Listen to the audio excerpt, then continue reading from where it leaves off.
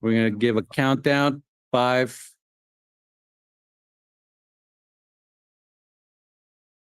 Recording in progress. All right. Thank you. Good afternoon, everyone. Thank you for being here. We're going to start today. Actually, I'm going to pass it over to Clementine to take roll and provide information on how the public can participate. Councilmember Garcia, Here. Councilmember Hoffa, Here. Councilmember Smith, Here. and the record will reflect that Mayor Williamson and Vice Mayor Barber are absent today. Information on participating in this meeting and providing public comment, including remotely by Zoom or telephone, is available on this meeting's agenda, which is online at isearchmonterey.org. Remote commenters, you will be muted until it is your turn to speak, and a timer will be shown on the screen. If you are connected on Zoom, the timer is accurate with no delay. In-person attendees must keep phones and devices muted to prevent audio interference with our meeting. And thank you for participating in your city government. Thank you, Clementine. And I'm going to ask Councilmember Smith if he can lead us in the Pledge of Allegiance. I will. Please stand with us. Repeat after us. I pledge allegiance to the flag of the United States of America and to the republic for which it stands, one nation, under God, indivisible, with liberty and justice for all. Thank you, Councilmember Smith. You bet. All right, so we're going to start off this afternoon with recognition of September 2024 as Hispanic Heritage Month. And I am very thrilled to be the one today reading this proclamation. I think it's really important that we recognize, the different, the diversity that we have in our city, and just being of part of the Latinx community and being of Guatemalan descent. This means a lot to me, and it's an honor for me to be able to read this afternoon to our residents of the city of Monterey. So, proclamation declaring September 2024 Hispanic Heritage Month. Whereas Hispanic Heritage Month is a celebration of the histories, cultures, and contributions of those who identify with the Hispanic and Latino communities, and whereas the official dates of Hispanic Heritage Month are from September 15 to October 15 to encompass the dates of independence for certain countries. September 15 is the anniversary of the independence of Costa Rica, El Salvador, Guatemala, Honduras, and Nicaragua. Mexico celebrates its independence on September 16, and Chile celebrates theirs on September 18. And whereas the event was started as Hispanic Heritage Week in 1968 under President Lyndon B. Johnson and was extended to a month in 1988 by President Ronald Reagan, and whereas 60 million people in the United States identify as either Hispanic or Latino, in California, citizens who are Hispanic or Latino identifying make up almost 40% of the state's population. According to the U.S. Bureau of Labor Statistics, 1 in 6 people identify as Hispanic or Latino. And whereas the city of Monterey has a long history with Spanish settlements, in December of 1602, Sebastián Vizcaíno named the bay Monterey Bay in honor of the Viceroy of New Spain.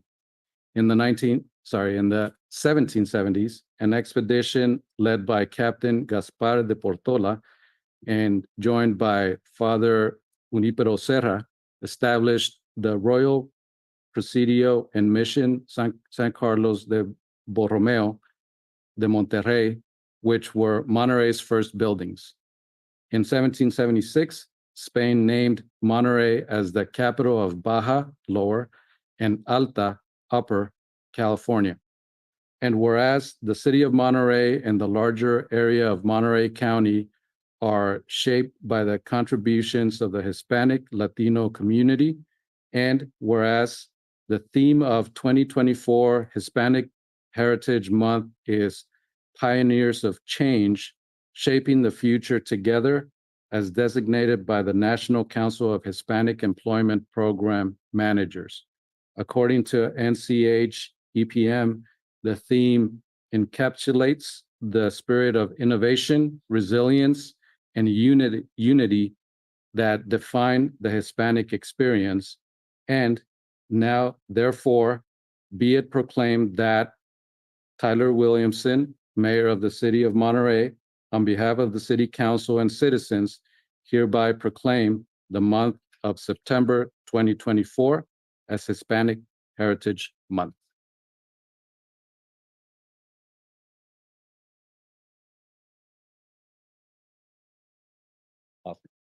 I'll set it down right here. Thank you so much. Next, we're gonna open it up for, well, I guess any comments from council? Covered it well. All right. Covers it. Any comments from the public on this specific presentation? If you wish to provide public comments, you can either raise your hand or stand by the podium. All right, so we can identify you. We have two. All right. I think there may be on this. Okay, so this is just on the presentation. Thank you. This is just on the proclamation that we just heard. So if you have public comment on the proclamation we just heard, please identify yourself by raising your hand or standing by the podium. Seeing none here in person. Anyone in Zoom? We have someone in Zoom. All right. So if we could count down to 5, 4, 3, 2, 1, and we have 2. And this is for the proclamation that we just heard. Any public comment for the proclamation we just heard? So first I'll call in a telephone caller with the last 3 digits, 902. Go ahead, please. Yes, this is Nina Beatty. I'm sad to see the focus of this resolution is not on the Latinos and Latinas that make up the backbone of our community, recognizing their essential and heavy work in the hospitality industry and the agriculture industry, as well as in so many professions locally, including the arts. Instead, this resolution has focused one major paragraph on the colonial power Spain and the Spanish Catholic Church that invaded and stole these lands and imprisoned the native peoples as slaves to work for the Padres and the Spanish Dons and Doñas. Many did not survive the abuse. The Spanish were pioneers of a very toxic change here and in the regions of Latin America. Next year, let's have Latino Heritage Month locally instead. Thank you.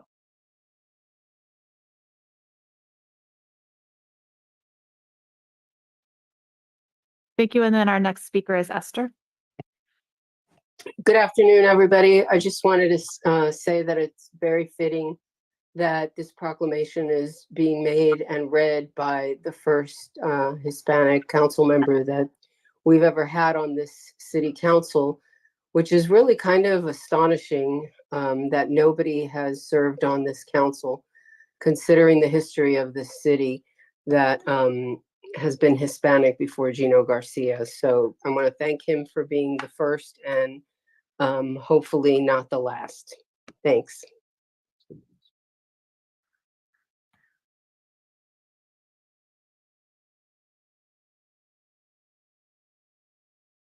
All right. Thank you so much for folks who participated.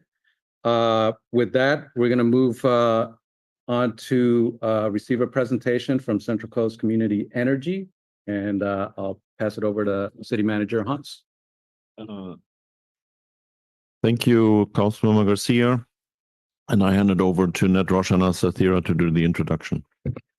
Thank you, Hans. And we are delighted every year to receive a presentation from Central Coast Community Energy, 3CE, which has served our community for a number of years. We're lucky over the years to also have Councilmember Alan Hoffa serve as the representative when it is Monterey's turn to serve on the board of directors. This afternoon, we have Sophia Schwartzky, I apologize. She's the customer account manager for 3CE, and she'll be delivering a brief presentation today. And go ahead, Sophia. I will go ahead and share the screen to make sure that we can see the presentation, and here we go. Thank you so much. Hello, council members, City of Monterey staff, and community members. My name is Sophia Schwartzky, and I am a customer accounts manager with Central Coast Community Energy, otherwise known as 3CE. I really appreciate the opportunity to speak with you this afternoon with an update on the work 3CE has been doing in your community. Next slide, please. I'd like to briefly introduce who 3CE is, as not everyone may be familiar with our agency.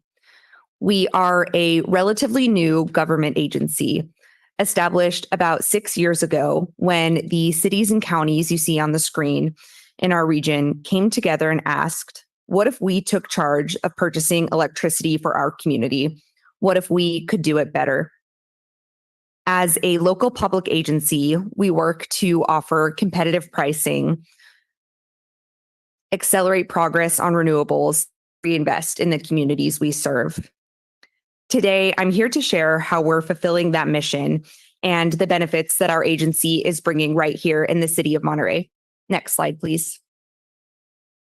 As our agency has grown, so has our investment in the communities we serve. For the fiscal year 2023-2024, our budget for energy programs is $14 million. These funds are available to the city and your constituents to help reduce emissions by electrifying. To date, we've invested $2.8 billion in renewable energy and energy storage projects. Next slide, please. These investments are making the grid cleaner and are contributing to environmental preservation by reducing fossil fuel emissions. These projects feature innovative technologies that are advancing our efforts towards cleaner, renewable energy. For example, we are supporting a compressed air energy storage project that will be the largest in the world of its kind. Next slide, please. We currently have power purchase agreements either in negotiation or already in place to cover 80% of our annual load with clean and renewable energy. However, we are facing some challenges in bringing these projects online promptly due to a backlog in California related to permitting, grid connection, and delays in transmission upgrades. Next slide, please. But despite these challenges, progress is being made.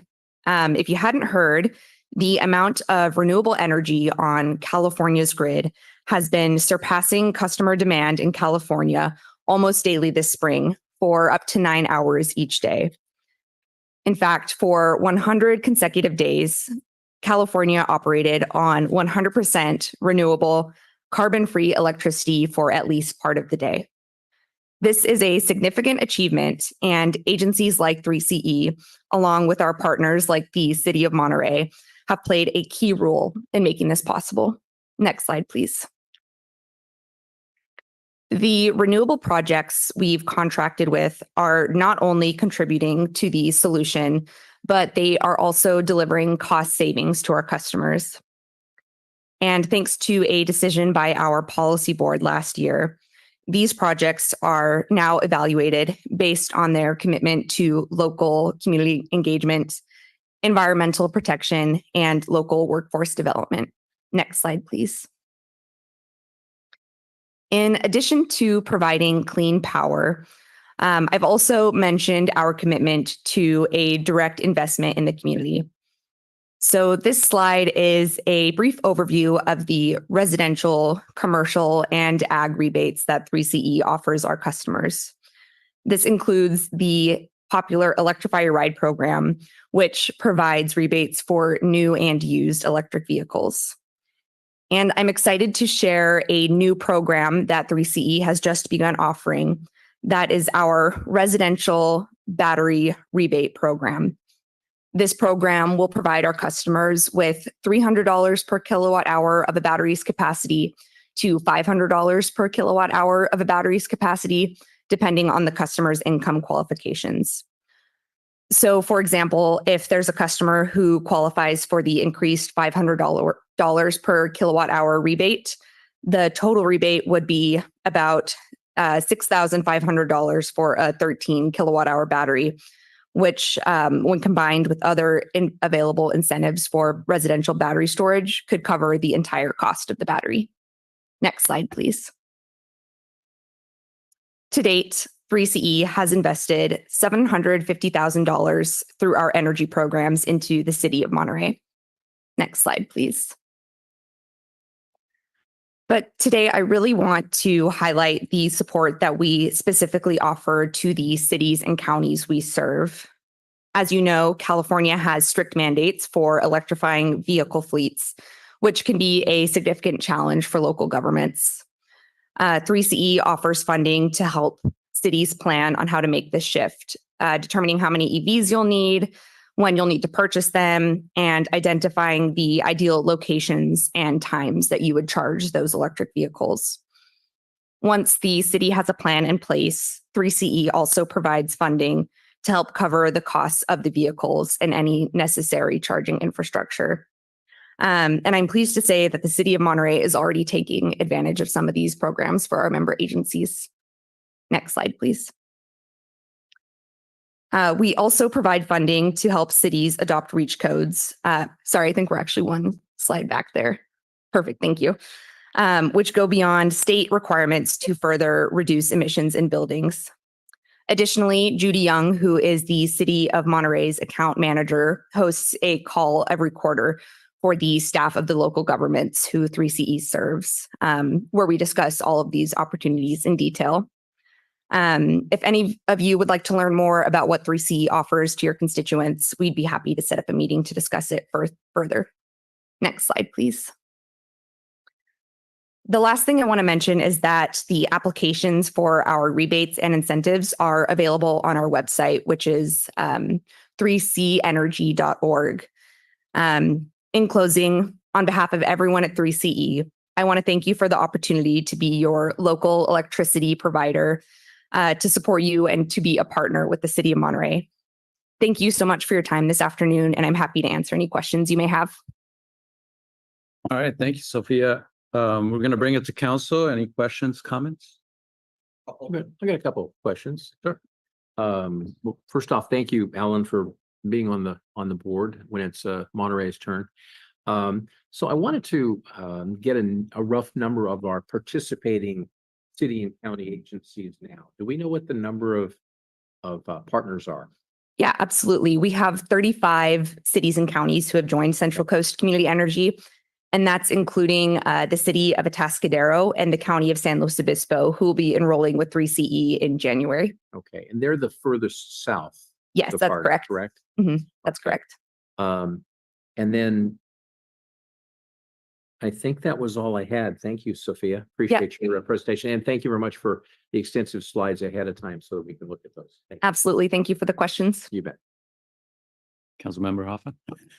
Yeah, I wonder if you could tell us just a little bit more about those three energy projects that you mentioned. I caught the geothermal and the compressed air. I didn't quite catch the first one, but where are they located? Are they public-private partnerships? And then I would just offer that you mentioned that sort of permitting and things like that have been a challenge. If the city of Monterey can help in terms of political support, I'm sure we would be supportive. So if you can let us know if there's some kind of a meeting where we can support it and let our city manager know. But I'd like to still hear a little bit more detail about those because it sounds really exciting. Yeah, absolutely. So the three projects that we had on the screen are part of our power purchase agreements. So to date, if I remember correctly, we've invested in about 19 projects where we're entering long-term contracts with these developers to provide energy to our customers once those projects get online. So these are very large-scale projects that are providing power to our entire state, not just 3CE customers. However, since we were a part of that initial investment, we're locked into favorable rates with those projects for long-term. On the three on my slides, I don't know exactly where they're located, but I do have a map that I can send to the clerk, and I'll ask them to share that with you. Okay, but they're not necessarily in the Tri-County or 5-county area. No, they're not. Most of them are, they're in California, but they're not specifically in our service area. However, they do provide power to our customers. And for your second question on how the city of Monterey can help with interconnection delays, that's a great offer. And I'll bring that back to my chief communications officer and let her know that you're interested. We do meet regularly with our state level elected officials to provide updates, and I'll let her know that you asked about that. And then the last question has to do with, I'm familiar with kind of the sustainability projects and all of that, but I'm wondering in particular if you could speak to EV charging stations. How much money is available, if any, to jurisdictions? Is that something the city of Monterey could apply for? Because as somebody who drives an electric vehicle, we definitely really need to expand the infrastructure. And I know we're trying to do our part, but I think we have a lot of work to do. So if you could just speak to that, if how much support has 3CE given to EV infrastructure and what's available? Yeah, that's a great question. I don't know if you're able to pull up the slide that has the pictures of all of our programs. If not, it's totally fine. So we have a couple versions of our Electrify Your Ride program. There's one for residential customers, one for commercial customers, and then one for our customers who are member agencies, cities and counties that participate in 3CE. For the Electrify Your Fleet program, we do offer incentives for that charging infrastructure. And Judy Young is actually the city's account manager. So she'll be able to provide you with all the information on how to participate and how much funding is available. But it is a large portion of the actual charger, both the cost of the charger itself and then the installation for the charger. I can't remember what the exact dollar amount is off the top of my head, but just for comparison, the residential program, it's a base incentive of $1,000 for the EV charger for all 3CE customers. And then there's an additional, for the EV, and there's an additional $3,000 available for our customers who participate in a financial assistance program for energy bills. And then there's also the portion of that program that provides funding for the actual charger and the cost to install the charger. And I believe that's up to $4,700 for one project. Just a bit of feedback. I'm not sure, Sophia, if we're able to make that available to, say, apartment owners, but I was down in San Luis Obispo maybe 6 months ago, and there was an apartment complex there that had EV chargers. It's really an important kind of gap in the infrastructure so that people who live in apartments have access to charging kind of near their home. And so if there'd be a way to offer incentives to apartment owners to install EVs, I think that would be an equity issue as well as really important in terms of expanding the opportunity to all our citizens. Yeah, absolutely. And apartment complex owners are able to participate in the commercial Electrify Your Ride program. Okay. But, part of my job is making sure that those apartment owners know that this funding is out there. Right. I think we can do a better job of that. Yeah, absolutely. So I really appreciate that feedback, and I'll share it with our outreach team. Okay. Thank you very much. Appreciate it. Yeah, Councilmember Paffa, some additional information that staff we can also add on this. Our sustainability team, along with engineering and fleet departments, we've been working to identify our future fleet needs and future charging needs, and we're leveraging funds that are available from 3CE towards grant funding that's available through the Monterey Bay Area Resources District as well.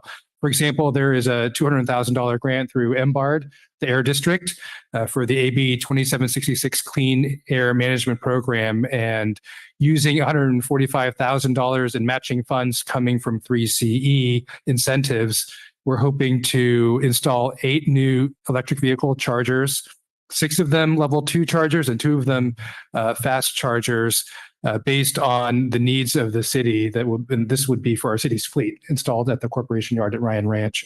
This is just one example of some of the funds that we're looking at leveraging through 3CE to help meet our midterm needs, short-term and midterm needs. And always we continue to advocate for additional funding for member agencies, as you've suggested, Councilmember from 3CE. So I wanted to add that. And many thanks also to our sustainability manager, Ted Terrasas, who's here in the audience as well, who's led many of our grant efforts relating to electric vehicle charging and is our staff liaison to 3CE. All right, thank you for that. Thank you, Sophia, for the presentation. I have a couple of questions. So I used to have this question also years ago. So I'm wondering if you'd be able to provide an explanation that's a little bit less technical for our audience in terms of how 3CE works. Like, how is it that I'm able to take part in this and have the benefit of renewable energy with only opting in? Yeah, absolutely. That's a great question. And it's a question that I get often. So prior to 3CE's existence, PG&E was providing customers with both energy transmission and distribution services, right? Maintaining that infrastructure, making sure the power makes it from its source to your home. And they were also responsible for actually purchasing that power and deciding where your power comes from, how much it costs, that sort of thing. But when 3CE was formed, we decided that we were going to take over the responsibility for power generation from PG&E. So PG&E is still responsible for the customer's transmission and distribution services, but now 3CE has taken over that responsibility for energy generation. So sometimes a customer will see us on their bill and think, oh my goodness, I have a whole extra charge every month from Central Coast Community Energy.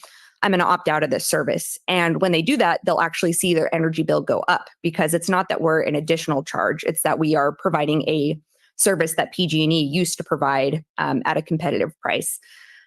So essentially, you're a customer of 3CE if your city or county decided that they want everyone who lives within the city or county to become a customer. Once you are enrolled, you automatically become a customer of 3CE and are having your local elected officials decide where your power comes from, how much it costs, and then you're also able to participate in the clean and renewable energy programs that 3CE offers. Thank you. Another question, going to one of the slides here in terms of the progress. So I see that 27% is online. Do you have a sense of perhaps even a general sense of when 30%, 40% could be online? Like, what's that next milestone? So I actually have a one-pager that shows all of the projects that we're working on and where they are in that process. So I will share that with the clerk. But I can tell you that our goal is to be 100% clean and renewable by 2030.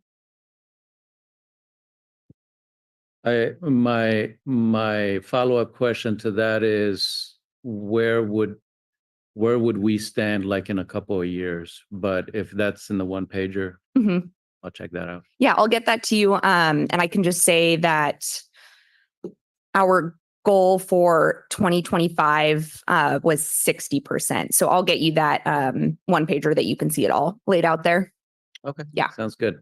Thank you. And that's all I have. Anything else? Yes. Yeah, I wanted to highlight something that I'm sure you field calls all the time and inquiries, and it's very helpful when you're able to explain to the caller, why should I stay in and why should I stay out? And why does my bill look like I'm being charged extra? Unfortunately, 3CE doesn't send out the bill. That's a bill that's sent by PG&E. And by their choice, it's listed that way. And I'm not bashing them, but they have their reasons, but it does look confusing for the consumer. So it's important that the consumer reach the right answer to realize that they are actually saving money. But you can explain to them that on your website, you have an explanation. You have line by line, you can look at your bill and you can look at that. So I encourage, if anybody's watching tonight, to just don't look at the bill and say, oh, it's a line item, so it must be more. As you said, it's not. And they should drill down and realize that it's the billing they're looking at that is really confusing, but you can bring clarity by looking at the website or calling your office to realize. And it's the PG&E bill they're looking at. It's not the 3CE bill. And it's not complete full disclosure. So it takes a little bit of work to understand how Yes. that bill looks. Mhm. And that bill looks because it's a PG&E bill.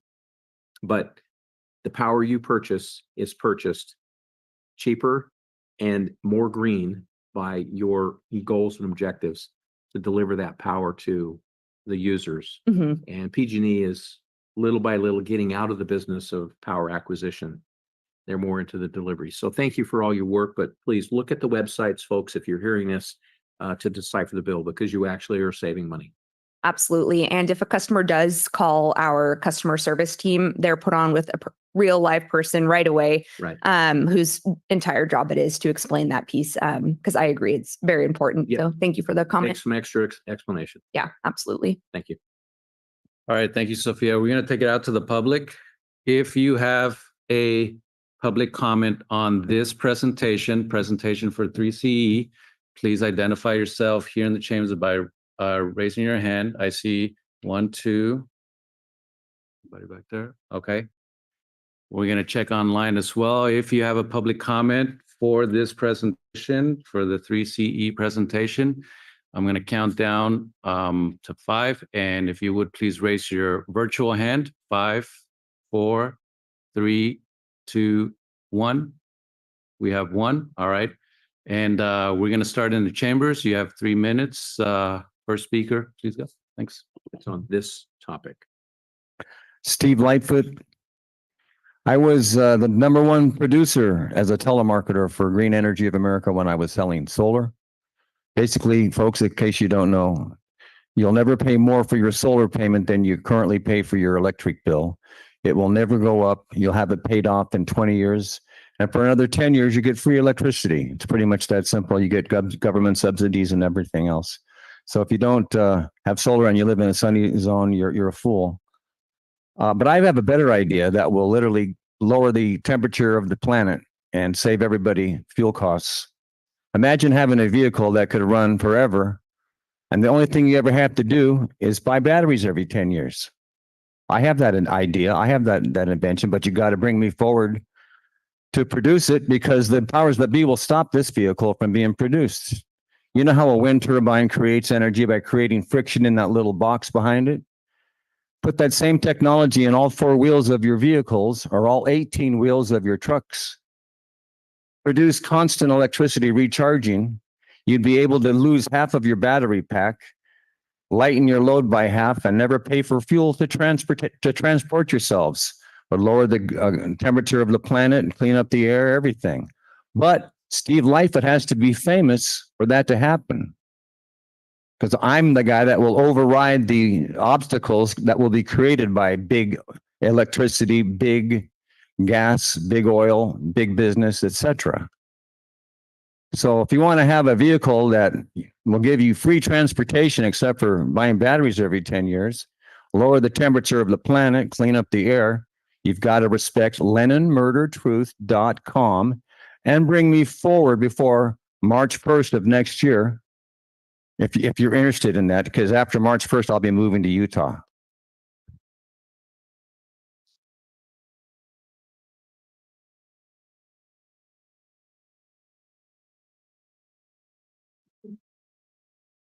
Hello, I'm James Burns, and I really want to thank you for that presentation. And yeah, there's a long history of electric production and customers getting gouged. And that, what they do is they overcharge you on your bills. And part of it is like FDR decided to do the hydroelectric program. And he brought electricity to 4 corners of the United States. And the electric companies wanted to do the transmission, because that was where they could make their profits. And part of it was they got the utility monopoly, in that they said, the more we invest, the more we can charge our customers. So they always have brand new equipment, brand new pens, brand new everything. They're trying to spend as much money as they can, because that raises the bill. And so when you have somebody who's either generating or transmitting or distributing it, and they're doing it more level to a competitive level, that's what we need. So this is great. And I could see that they would definitely put it on their bill to confuse the public. It's just a matter of time before we take this stuff back. I think this decentralization of energy production is going to be really a boon for our community and for our country. Thank you. Okay, we're gonna go online.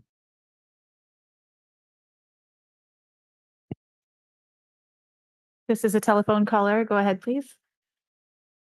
Yes, this is Nina Beatty. I have several questions. What type of batteries are being funded for the new construction?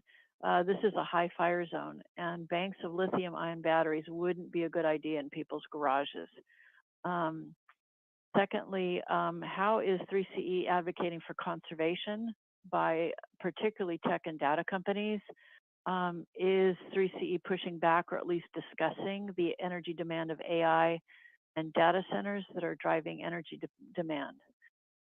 Thirdly, renewables really should be low emission or zero emission and safe energy, but in our region, industrial wind, which has multiple environmental issues, including fiberglass dust, shattered blades, infrasound, health damage, vibration, and has caused many wildlife deaths, as well as itself using fossil fuel. And there's whale deaths that are occurring in these projects back east. We have an area, a region that has universities and research facilities and people working on various projects, and also there's an organization based in Canada called the Planetary Association for Clean Energy, which is an international group. There are different technologies, maybe not for investors to earn lots of money on, but safe technologies and green technologies, which may be far less expensive and without the environmental downsides. And I hope that 3CE is looking into this organization and the smaller scale technologies that are actually safe and actually green, because that's where the future lies. These other ones that simply make a lot of money for a few people and a few companies. BlackRock I believe, is one of the investors in the offshore wind down the coast. But for real people, for small scale, we need small scale things that actually work and generate electricity for the needs of the people. Thank you.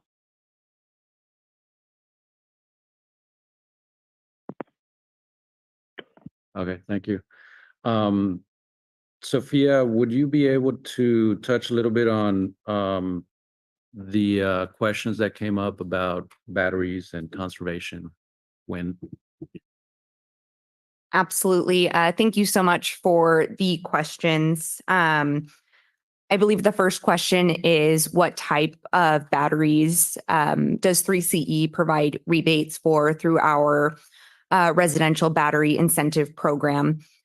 So these are the types of batteries that would be either paired with a solar system, or we even fund batteries without a solar system. You can still participate in the program. But you could take a Tesla Powerwall, for example, that residential battery storage that allows customers to store the power that their solar produces during the day and use it at more expensive times for energy from maybe 4 to 9 p.m. I have a list of the batteries that are eligible under the program on our website. If you go to 3cenergy.org and navigate to our programs, then the residential programs, and then you'll see the battery program, and you can see the full list of batteries that are provided. In terms of conservation, one of the slides that I reviewed today was about our project selection methodology. So this is a methodology that our board approved last year to prioritize projects that consider environmental factors, local workforce development, among other things. So that full selection methodology is available on our website. And I know I've said I'll share a million things with the clerk at this point, but I will send that to the council for review. And I have a running list here, but I really appreciate the questions. All right, thanks so much. Thank you for the presentation.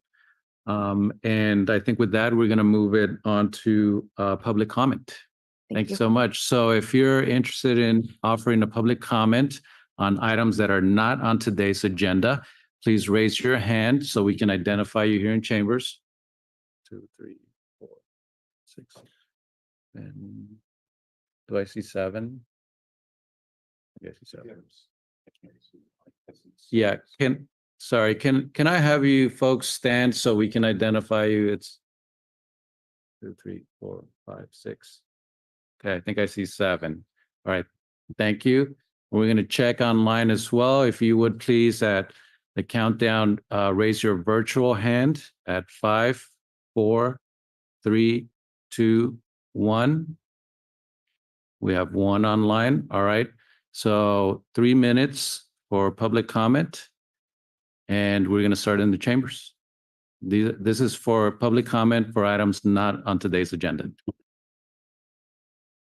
Steve Lightfoot again. I have the Van Lennon MurderTruth.com.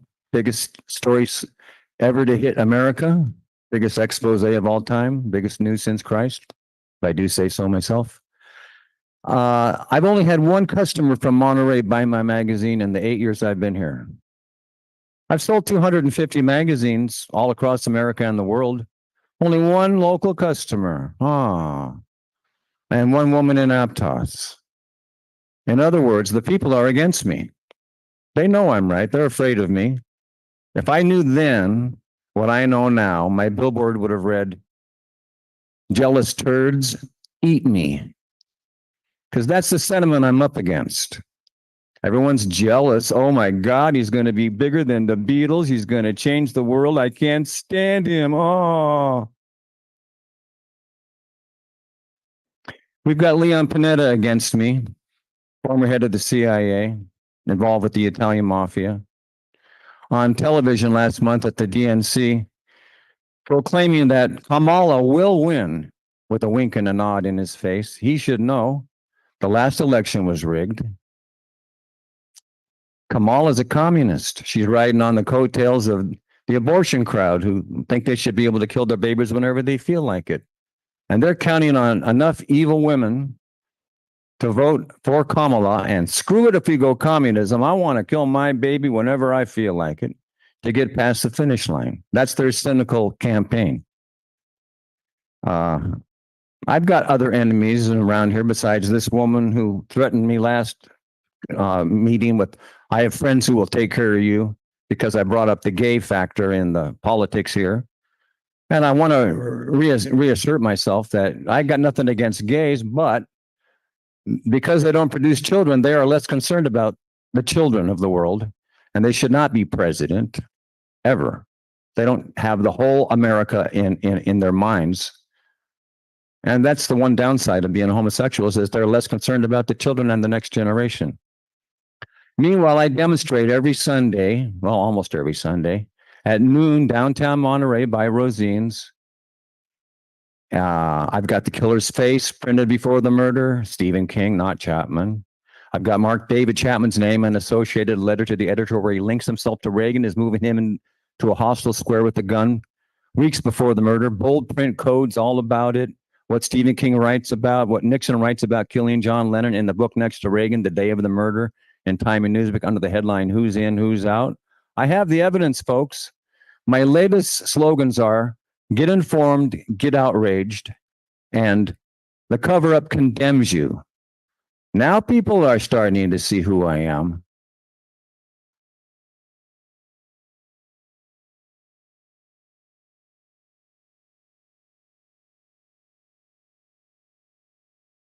Hi, I'm James Burns again.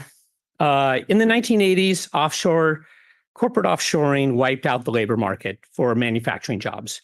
And in the 1990s, corporate downsizing drastically shrunk the number of middle management jobs. Now in the 2020s, AI is going to wipe out the corporate market for the professional class.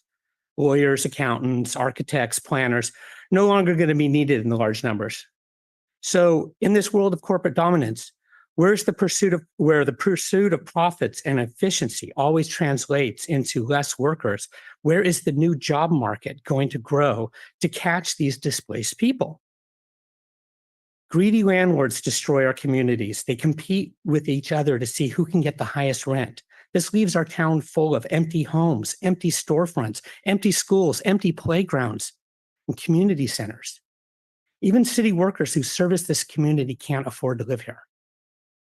This is why we're now embarking on an economic revolution.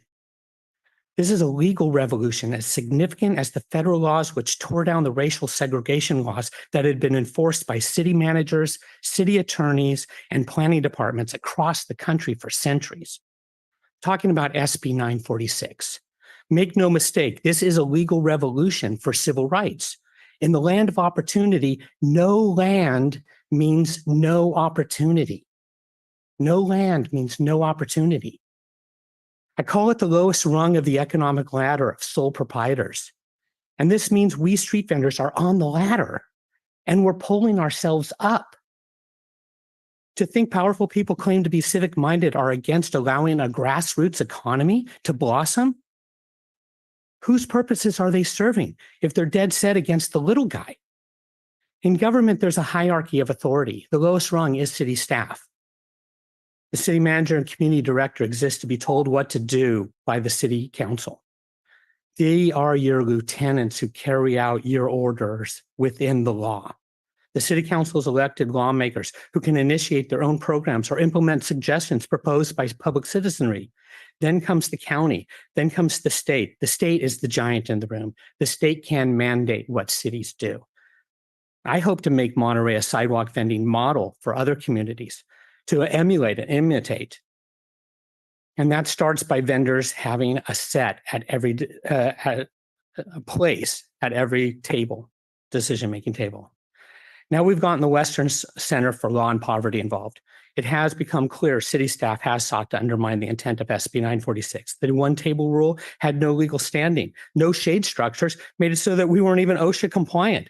But the thing that stands out, the thing that really sets the city up to get in the most trouble,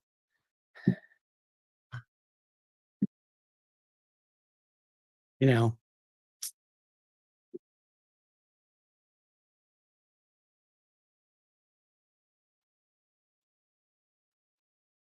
Good evening, everyone. My name is Uwe Grobecker. I live in New Monterey, and I'm running for Airport District Board, District 3, which is the majority of Monterey. I sent this morning an email to you all, which was addressed to the mayor with my concerns and to establish a citizen committee.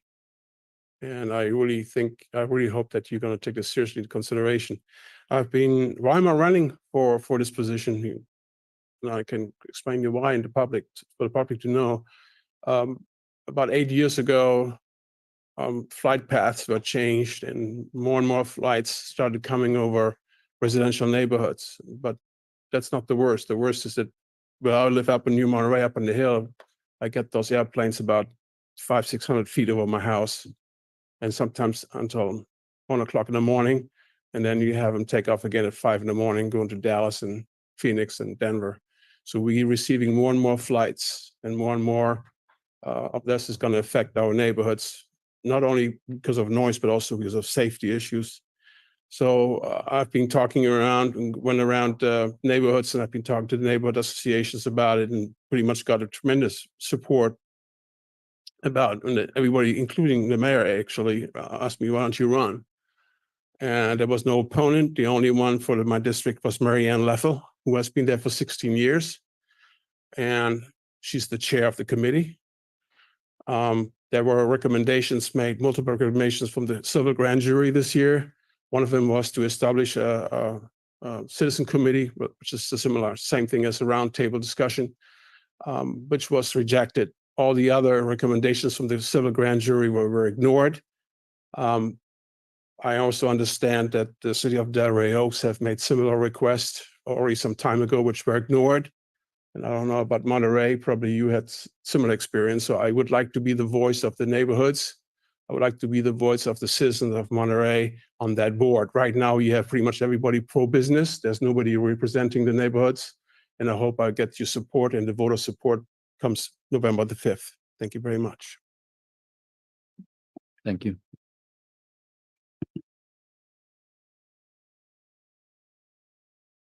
Council, Dwayne Peterson, Villa de Monte, recently retired from CIP. And I hope it's a rumor, but I don't think it is. POM became a neighborhood. Say it again.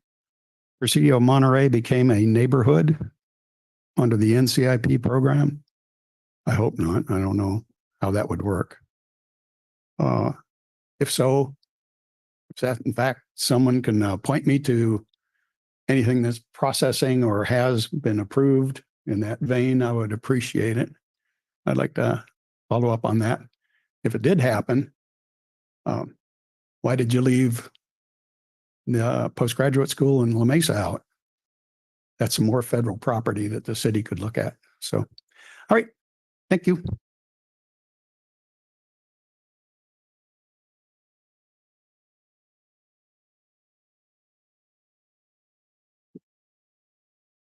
Hi, my name is Indy Weeks. Hello to the council. And I just wanted to bring you all up to speed on some conversations I've had in the last week with several people. And also in watching the morning with the city manager and talking with Ed Smith. And also I met with Chris Shake, and I've heard some negative feedback on the vendor display. And so I'm hopeful that I'm disappointed to hear it, and I'm hopeful that going forward that we can come together and come to a resolution where we feel more positive about the vendors. And the thing I heard, and I explained to Ed Smith when he came down, is that the city code mandates that we have to be on tables with only an umbrella and no shade structure is allowed.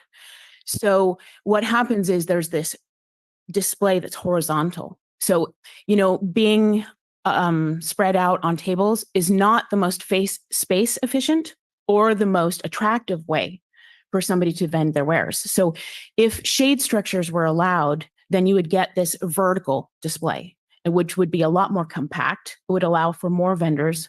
It would allow for more space. And it would just look a lot neater and tidier. And I think what Chris Shake said to me is, why can't you guys look more like a craft festival? So to that end, if we had shade structures, we would look exactly like a craft festival, and we would be indistinguishable visually from a craft festival.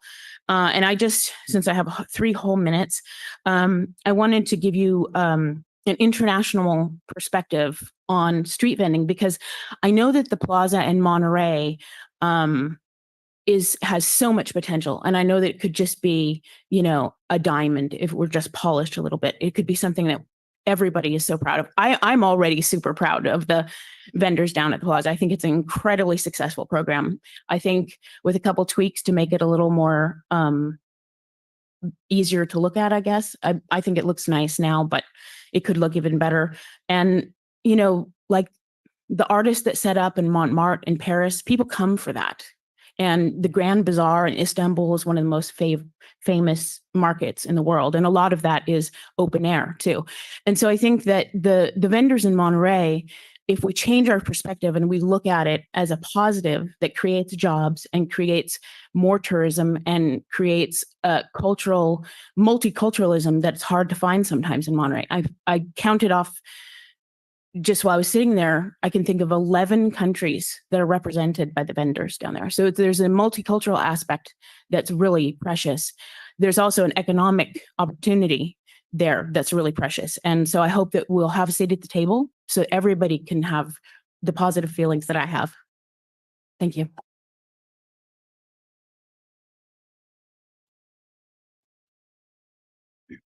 Okay. Good afternoon. My name is Chelsea Linowska, and I am a candidate. I'm running for the MPC Board, Trustee Area 3. I wanted to take an opportunity to introduce myself because that trustee area does encompass Monterey, as well as Delray Oaks, East Seaside, and East Garrison. I want to thank the council first and foremost, though, for your guys' dedication.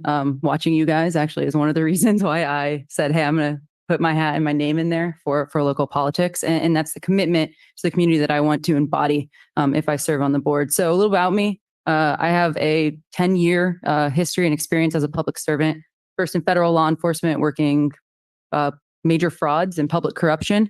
And then I've also have experience in education, having worked at a university and then serving on a major university's board of trustees from 2018 to 2022. So why MPC and why now? I think MPC has a lot that is going on within the next 4 years. It has a bond that was passed, a voter approved bond that was passed in 2020 that totals $230 million for the revitalization of a lot of the campus infrastructure here in our own backyard in Monterey, as well as in Seaside and Marina. They also have ongoing expansion efforts that are going to require a lot of really hard-hitting questions, deep analysis of the finances, and understanding of not just short-term, but long-term thinking and how it's going to impact our community here, and then all of those that MPC serves, which arguably is all of us. And so I think that having a new voice and a new perspective on the board to really dig into those issues and ask the tough questions is vital moving forward.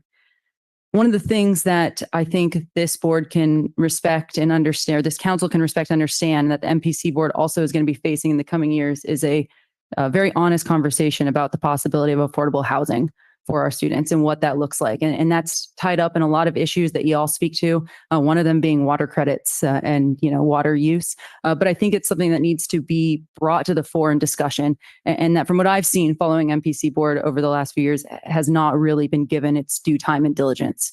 So that's why I'm running. I want to represent our community, all of our community.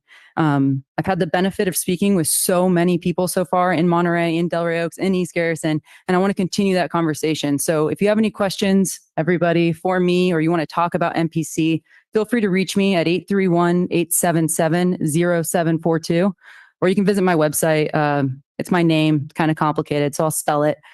Chelsea, CHELSEA, Lenowska, LENOWSKA.com. And I look forward to hopefully continuing to dedicate my time to public service and serving you all come November. Thanks. Thank you. Yep.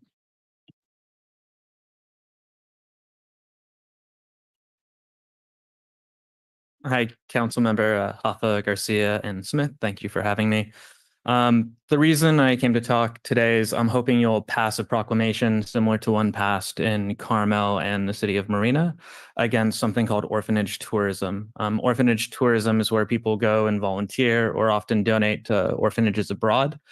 It affects around 8 million children. 65 to 80% of these kids in orphanages aren't actually orphans. They get transported there because the amount of money that comes into running residential care systems.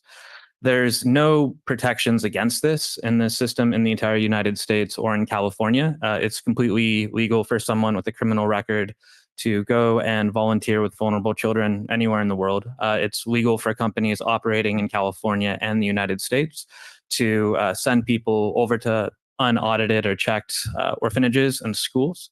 And my hope is that by passing a proclamation here on the Central Coast with Carmel and Marina, calling on the state of California to do the same, we can actually create some sort of protections for vulnerable children around the world.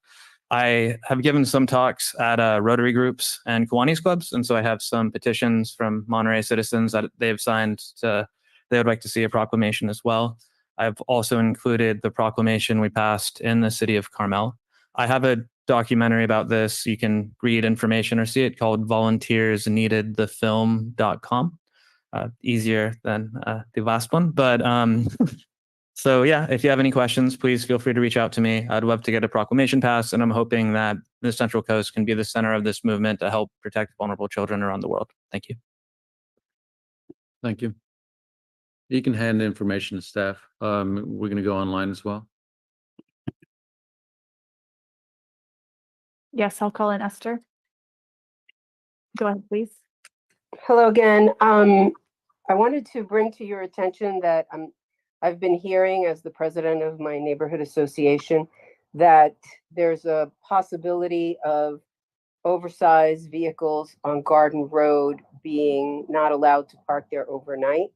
And it's concerning the residents in the Laguna Grande neighborhood, and I'm sure probably in Kona, that if that happens, those oversized vehicles that are overnighting will end up in our neighborhoods. So I'm not sure exactly where that is coming from. I heard it from residents. And I just want to make sure that if we are going to do something like that, that there's no way that it should be just on one street. If we're not going to allow oversized vehicles overnight parking, it needs to be all over the city. And if we want to have designated areas for them to go, that's fine. But we have a constant battle that we fight here with RVs parking in our neighborhood, leaving human excrement and urine bottles in front of the homes where they are parking, to the point that we've had, they spill it on people's lawns, and it's ongoing, and we manage it. But if anything is done, that will not allow them at least to park on Garden Road until whatever housing is completed there, we're going to have a bigger problem citywide. So not sure if the developer that's pushing for all, the housing that's being built over there is the one pushing for this, but we absolutely do not want to see it happen. And it will become a question of why it wouldn't be done all over the city. I also want to echo the gentleman that spoke earlier about the airport board. The residents here, and actually in the whole city at this point, are really being affected by the additional flights early in the morning, later at night. And it's more than just a noise concern. If you guys watch the nightly news, pretty much weekly, there are planes crashing into neighborhoods. And that has been my concern all along, more than noise. Just yesterday, I believe it was in Portland, there was a plane that just rammed into a couple of townhouses, killed people, including the people on the plane. So while that tourist board is full of people that only care about tourism and business, we, the residents, absolutely need representation and a voice on there. And hopefully it will be more than just a token seat when we get them elected to that board. Thank you.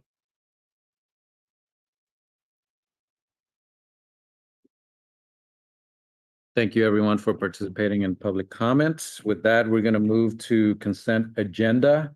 Did council have any items you wish to pull? Yes.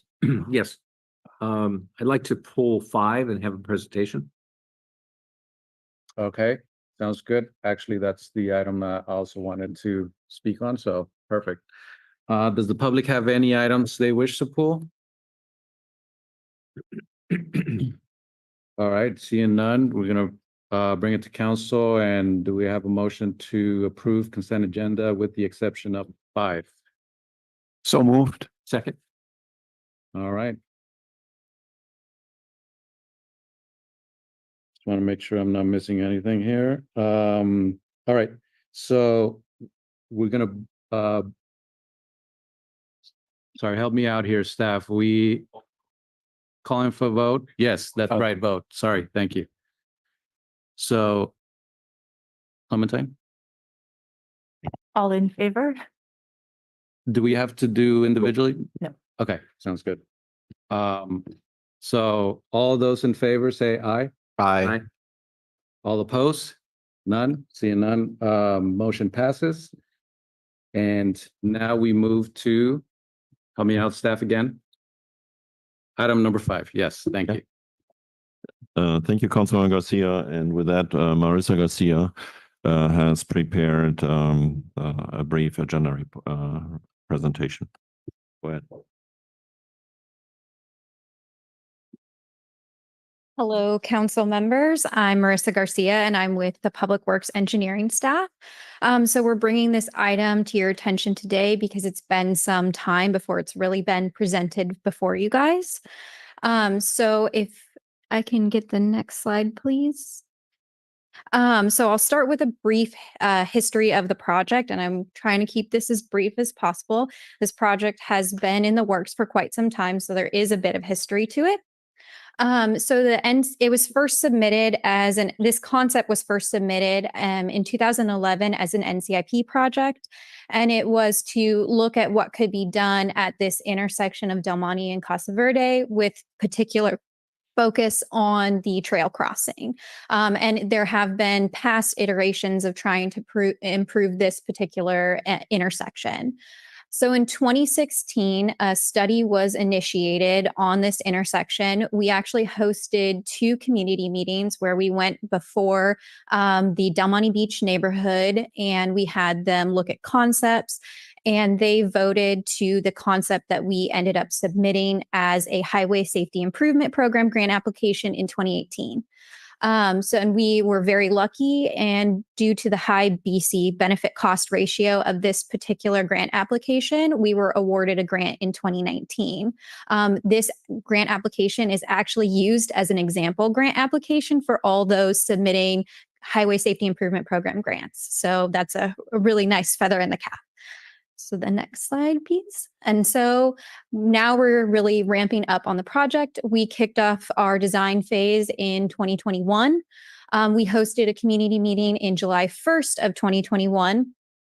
You'll notice there's a little bit of a break before we were authorized to move forward in construction. And through that community meeting process and the design process, we actually went back to Caltrans to amend the scope of the project.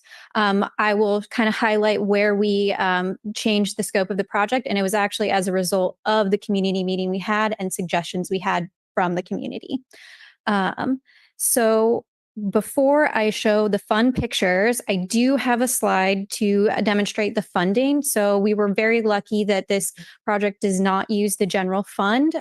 If you go to the next slide, please, Nat. There are 4 funding sources, including NCIP, which is really what started this project. We also use Measure X, Measure S, and then the Highway Safety Improvement Program, HSIP, and those are federal funds. So by partnering all of these various funding sources, we're trying to stretch our dollars as much as possible, but getting the highest quality of project as possible by using all these various funding sources. So we have the initial traffic study and outreach, and that's what happened in the 2016 time period. The design, which was 2021 through 2023, and now we're entering into construction and construction management. So now we have the fun pictures. And this presentation will be available on the Have Your Say Monterey website. So you'll be able to look at these pictures in more detail. So we have some pictures of existing conditions where we focus on the fact that this does not have a protected left turn. And so when you don't have a protected left turn, there can be some confusion about who's turning left, who's going straight, who's going to make the first move. So by adding a protected left turn, you will provide clarity on who's going when, where, and what. The big component of this is that we are relocating the trail crossing and bringing it to the intersection. So it would be a controlled crossing. We do get a lot of complaints about the confusion on who has the right of way at trail crossings. So this is our way of bringing you to the intersection where you have a controlled, established right of way at the intersection. So it provides clarity, and we're also trying to slow you down as you make that crossing so everybody can see everybody, and they're crossing in a slow and calm manner. So if you move on to the next slide. So this is the project as the final plans as they look. So we have this colorized rendering. So you can see that we kind of have this jog, and that was actually something that was voted on by the community. They gave us the suggestion of that's how they wanted to bring them to the trail crossing because they were concerned about the speed of bicyclists as they moved towards the intersection. The big component where we had to go back to Caltrans and rescope the project is the right turn that you see. One of the major concerns that came up during the community meeting is that cars were under pressure to turn right very quickly into this Del Monte Beach neighborhood, and they didn't have enough time or visibility to see pedestrians or bikes using the trail crossing. So by bringing these vehicles that are turning right out of the through lane and into this right turn lane, it gives them a little bit of time to and less pressure to make that turn and to have the time to look for pedestrians and bikes. So that's the major component that changed from when we kicked off this project in 2016. Another important point is, so we are studying the construction process. We do not have a defined construction schedule at this point in time. We are working closely with our contractor. The major point of contention on establishing a formal schedule is the long lead item for materials. We don't have an idea necessarily at this point on how long it's going to take for us to get traffic signal poles. As soon as we know that, we'll be able to provide an update on what the construction schedule would be like. So another important concern that has come up is this is the only entrance to the Del Monte Beach community and to the Del Monte Beach. During that gap of time, we did go to the Coastal Commission. And so one of the conditions of the Coastal Commission, which we fully support and agree with, is that access will be maintained to the neighborhoods at all times. There will at least be the one lane of access at all times during construction hours for bikes, pedestrians, and vehicles to get into this neighborhood. There will be very, very few cases where it'll even come down to that. But we do know that's going to be an area of concern. And with that, I will bring us to our last slide, which is why we're here today. And that is to recommend that you award a professional services agreement for construction management services to SJ Construction Management. We get construction management services for all of our federal funded projects because the paperwork is incredible for a federally funded project, and we need support and expertise that we don't necessarily have in-house. And with that, I will turn it back to you for questions. Thank you, Marissa, for the presentation. And I'll just take the opportunity really quick to say thank you to Public Works for continuing to advocate and continuing to identify these opportunities for our city to make our residents a little bit safer when they're walking, riding their bike, and even driving. So any questions from council, comments? Yes. Yep. Quick question. Go ahead. So I know we have to put in new signal lights and controllers. So if you could explain, is this an opportunity where we can plan for a future project that would include adaptive signal light control? And maybe it's not this project, but with these new lights and new controllers, does that open up opportunities to pick up the other lights down the line? So this one is actually already on Scoot, the adaptive traffic signal system, and we're not replacing the controller cabinet on this project because we have that really nice traffic signal cabinet wrap as part of an Office of Traffic Safety grant project. But we are replacing traffic signal poles that have been in the ground for quite some time, and we'd like to bring them up to the current standards. Okay. And then we can hopefully have them like foam where they last for 50 plus years. Yeah. Okay. And great. Thank you. And speaking of the number of years, 2016 was when I think the NCIP first said, hey, we think we should be looking at this. And so I know how construction projects drag on, but in this case, we're very close to solutions and we see funding. But that child that was born in 2016, that was carried by their mother and father is now at 8 years old going to be able to see the safety of that. So we all know that projects are incredibly long, but we look forward to the improved safety of being able to have a little bit further sight lines and better views for the drivers, and the conflict points can be eliminated. It's still always going to be a very busy, congested area with the foot traffic, pedestrian and vehicular. So 8 years is a long time to wait, but maybe by age 9, that 9-year-old in the neighborhood will be able to cross there with a bicycle safely. Thank you. Councilmember Smith, we actually have a child born 2016 in the audience, so we can provide also a visual reference point. Oh, so you brought this prop. Yeah. Perfect. All right, thank you. With that, we'll take it out to the public for any comments on this item. We have one. We're gonna identify all 2. All right. We have 2, and then we're gonna identify folks online by counting down. If you would please raise your virtual hand at the count. 5, 4, 3, to one? No, all right. We have two in chambers. Please go ahead. I didn't think I was going to be standing up here again today, but as a alternate for the Casanova Oaknell NCIP, I want to say that I recognize sometimes our projects have these really long lead times. And it's something that, NCIP has been discussing about kind of getting through the mill a little faster. But I'm so happy that this project is going to be coming to fruition. I'm an avid runner. I'm on that little stretch almost daily. And I can't count the amount of times I've been nearly hit either by no protected left-hand turn lane or no protected right-hand turn lane, or people that are just flying through going straight.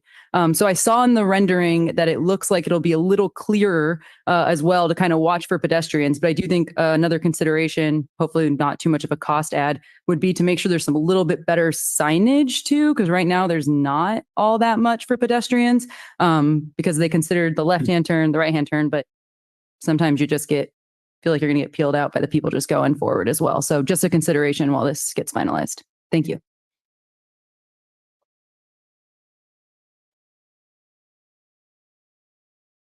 Good afternoon, Monique Caldy. Just came to say thank you. Thank you for bringing this project to fruition. It was a very long haul, and it is so important to keep our pedestrians and our bicyclists safe, as well as not snarl up traffic in that intersection to our residents. So thank you for sticking it through, and I'd love to see more projects like this continue in our city. Let's keep them safe. Good night. Thank you.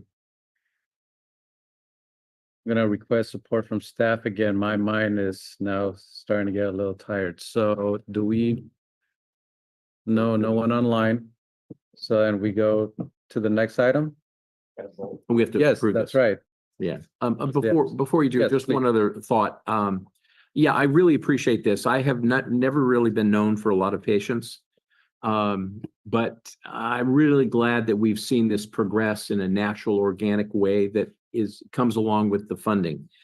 That intersection I've been through in all kinds of formats and all kinds of ways through the years with horrific collisions and pedestrian collisions as well. So this to me is very, very important. And it's so unique that we also just finished last year the municipal wharf entrance on Del Monte with improved safety. So this is another addition, and I would say the portfolio of a very busy, active public works projects that they're able to tick this one off. So I know it flies under the radar, it's on the consent, but it's a significant indication that we have a working staff that stays with it, looks for opportunities, and doesn't give up. And to me, that is the epitome of departmental leadership that executes and delivers for our community. So just thank you to Public Works.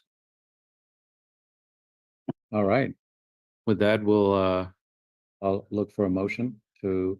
I'll make a motion to approve agenda item 5. I'll second that. All right. All those in favor, say aye. Aye. Aye. Any opposed? I think Seeing none? I think he had a yawn over there. I don't know if that was an oppose or not. No, that was mine. Oh. All right. So with that, we'll go ahead and move into council comments. Any comments? Okay. Yeah, again, with respect to vendors and the wharf, I thought the idea of a craft fair model, I think that's a really interesting idea. And I'm just wondering if we can't look at what are sort of the guidelines, if there's a craft festival out there that people think looks good. So, and then also, again, just to encourage staff, please to reach out to the vendors, make sure that they are included in any discussions as we move forward. I think everybody who's interested, all of the stakeholders should be included. Thank you. Thank you, Councilmember Hoffa. Councilmember Smith, any? Yeah, I want to echo the comments that I had last time was the MST surf busway. It's coming to a decision by the Coastal Commission September 12th. I don't know if there's been any mainstream media coverage of that, but I understand that the staff with consultation with Senator Laird, MST, TAMSI, many stakeholders that the staff recommendation has now been changed to recommended approval for MST. Still a lot of moving parts. We'll learn more about that September 12th. So I look forward to that being on the MST board.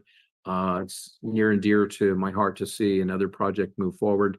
And again, lots of that funding was started from Measure X, but it's fully funded project. And again, it's to help with congestion on southbound 1 to get people from as far away as Castroville to the peninsula faster. Was pointed out to me that project actually by Mayor Michael Labar from King City. And he pointed out that there are many folks that live in South County and his city, King City, that have never been to the ocean.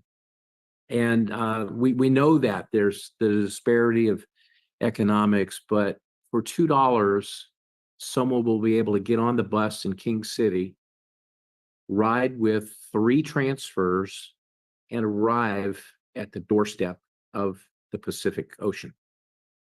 So this is why this project is so important, is to get through and open the gateway and the doors to the entire peninsula so that the entire peninsula has access for reasonable transportation in a timely manner. So more on September 12th. Please tune in to the Coastal Commission's comments, and hopefully that gets pushed forward and approved. And that's all I have. Right. I just have a couple of things. I this past weekend participated or went and checked out all the ongoings of Monterey High and their homecoming events, and awesome parade, great source of local pride. So it was really fun to be a part of that, and they're starting off strong. So our teams were victorious. So go Doors! Yeah. Shout out to the Doors. And also in the spirit of Labor Day, it was yesterday, but I wanted to give a shout out to all our workers who make our local economies thrive. So thank you so much. And with that, we'll pass it over to City Manager. Thank you, Councilman Garcia. I have 2 brief announcements to make. Our Monterey Recreation Department and also the Monterey Public Library will be offering another Fun in the Park event on Saturday, September 14. From 11:30 to 1 p.m. at Montecito Park. That's a designated STEAM event, basically an event that has the topic science, technology, engineering, arts, and math at the center of that. This event is really a great event. It has grown in attendance. We are now averaging about 300 to 400 people there that are enjoying this day in the park from 11:30 to 1 p.m. Again, it will be on Saturday, September 14, 11:30 to 1 p.m. And we are starting to advertise for that on all our channels. The next STEAM event, by the way, if you can't make it for September, will be in May 2025.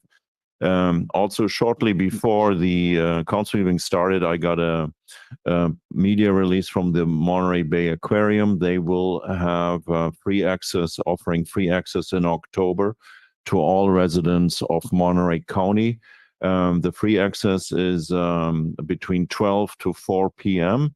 And there's a very specific way and how you get tickets. So it's not like it was in previous years when you just got in line and then entered into the Monterey Bay Aquarium. You have to order a ticket, and the press release or the media release of the aquarium is out on the website. But also, I'm very sure that the story gets picked up tonight by the local news. So again, there will be just for Monterey County residents, again, change from what they did the last time where they had also Santa Cruz residents there. But October will be for free access between 12 to 4 p.m. for Monterey County residents. And the thing that has to be acquired is a ticket through a website. So that's all from me. And it's 5:26. 5:26. With that, we'll go ahead and adjourn. Thank you so much, folks, for coming.